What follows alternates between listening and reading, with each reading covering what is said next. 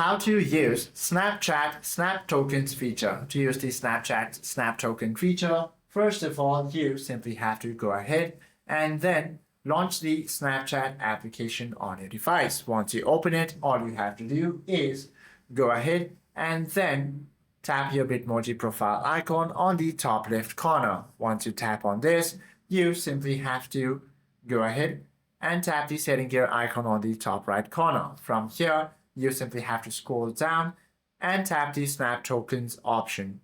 Once you find it, you simply have to go ahead and then tap on it. Once you tap on it, you should be able to select a token package bundle. You simply have to confirm the transaction using your phone's biometric checkout system, and you can use the tokens to gift other creators from your Discovery tab or Spotlight.